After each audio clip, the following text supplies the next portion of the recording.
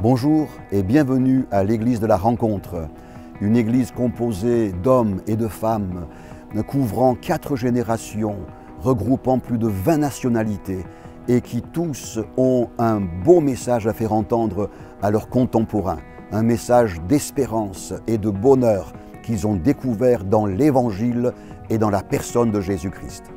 On serait tellement heureux que vous puissiez venir vous joindre à nous et profiter de tout ce que ce message peut vous apporter. Vous découvrirez dans le hall une fresque avec un message biblique qui vous est personnellement adressé. Écoutez quelques commentaires à ce sujet. Je pense que si on a un des messages importants à communiquer à tous les gens qui viendraient pour la première fois, c'est ça, quoi.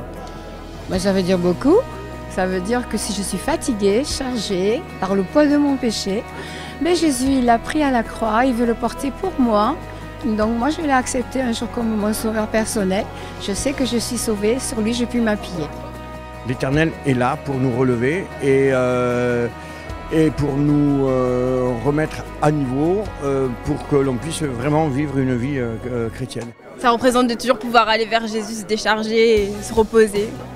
C'est une promesse, une assurance et que j'ai vécue, donc je peux confirmer que cette parole est la vérité. Moi, ça me touche beaucoup parce que je suis sûre que des personnes qui vont arriver pour la première fois et qui peut-être justement sont en train de vivre ce genre de choses, quand ils vont voir ça, ça peut n'être qu'une parole pour eux aussi. Comme elle a été pour moi, ça peut être aussi pour une personne qui va rentrer pour la première fois dans l'église. J'ai vu vraiment la main de Dieu m'accompagner, Jésus me soutenir dans toutes ces épreuves, quoi, de passer par le désert ou par les larmes, mais en fait il est toujours là en fait. Et à un moment donné il dit bon stop, je prends ce fardeau et là tu continues la course avec en étant légère, quoi. Je sais que Jésus est fidèle, vraiment. Je veux dire, je ne serais pas là sans lui, jamais. Combien de fois j'étais là, que ce soit psychiquement, que ce soit physiquement, épuisée, parce que j'ai tendance à me mettre beaucoup de pression personnellement, mais il ne m'a jamais abandonné, il n'a jamais laissé tomber.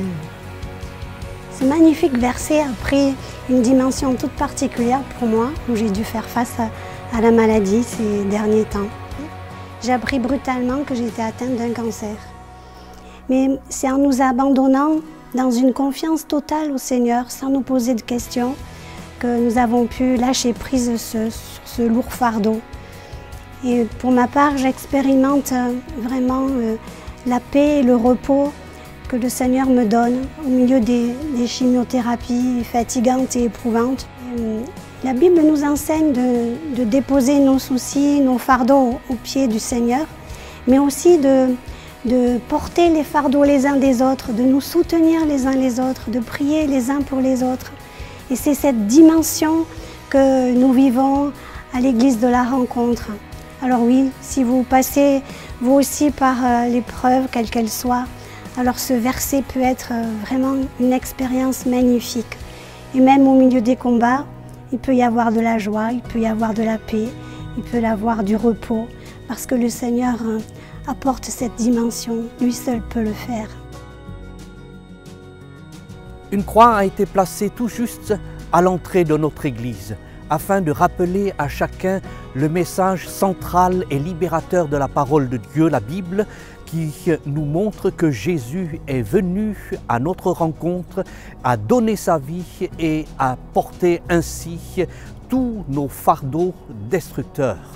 Oui, c'est le message d'espoir pour nous tous. Comme vous venez de le voir, l'église de la rencontre, c'est l'endroit où nous nous réunissons pour partager notre foi.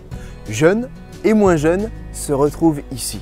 Voilà pourquoi nous vous invitons, dès le dimanche à 9h45, lors de notre culte, à partager et à recevoir le beau message de l'Évangile.